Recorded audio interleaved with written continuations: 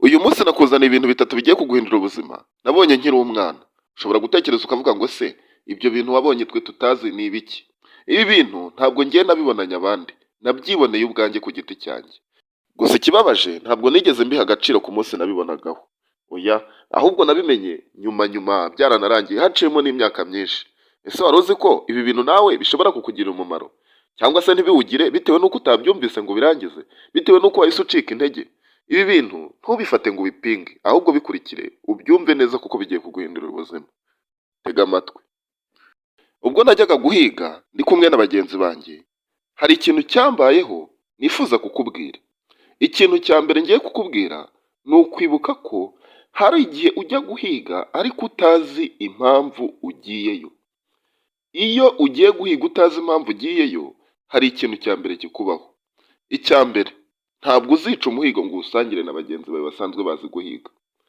Mu yandi magambo, ntabwo wowe uzabona umugabane ungana n'uw'umuntu usanzwe uzi guhiga. Icya kabiri, ntabwo uzahiga neza nk'umuntu usanzwe ubimenyereye. Icya gatatu, ari nacyo gikomeye cyane, ushobora kutazasubira guhiga bitewe n'icyo wabonye, bitewe n'uko wagiye ugasanga ibihabera cyangwa se ibihakorerwa birenze ubwenge bwawe. Ushobora kujya guhiga ugataha ntacyo ucyuye kuri uwo munsi wa mbere.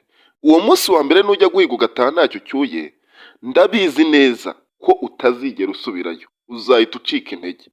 Ese impamvu ndi kukubwira ibi bintu ni iyihe? Impamvu nta yindi ni uko harimo amasomo akomeye. Ubundi muri ubu buzima abantu benshi twibagirwa ko turi mu isi ariko tugomba guhiga. Muri uko guhiga hari abantu babimenyereye. Iyo ufashe umwanya wawe ukigereranya n'umuntu umenyereye guhiga, ukavuga ngo ko ntabona sheya, ko ntabona umugabane ungana nk'uwe, ko ntabona amafaranga angana nk'aye, uri kwibeshya cyane. Kubera ko we abimazemo igihe, afite uburambe, azi ibanga. Ariko wowe ugafata umwanya ukavuga ngo njyewe nagiye guhiga nta kintu nafashe sinzasubirayo. Aho ngaho uri kwibagirwa. Muri ino si rero naho niko bimeze. Niba hari ikintu ushaka, wigishaka ngo uhite ucika intege. Bumuhigi, shakisha, hanyuma wumve ko ushobora no kugenda ugataha ntacyo ucyuye. Ibyo ni ibintu bibaho cyane. Nk'umuhigi ugomba kubimenya. Ugomba kumenya ko hari igihe uzajya guhiga ugataha ntacyo ucyuye. Icya kabiri, umuhigi wese aho ava akagera ntaba azi icyo ari buvumbure. Niba wifuza kuba umuhigi mwiza muri ino si, muri ubu buzima, wivuga ngo njyewe ntegereje kuzavumbura iki. Oya, itegure ku buryo ikizaza cyose uzabasha kugifata, ku buryo amahirwe yose uzabona uzabasha kuyabyaza umusaruro. Utazavuga ngo mbonye inyamaswa ntari niteguye, reka nsubire inyuma, reka nihishe. Aho ngaho ntabwo uba warabaye umuhigi wa nyawe. Umuhigi wa nyawe inyamaswa yose abonye arayirukankana, kuko iyo nyamaswa hari aho imugeza aho agomba kugera. Hari igihe imugeza ku byo akeneye, hari igihe ituma n'izindi zivumbuka kuko yayigeretse.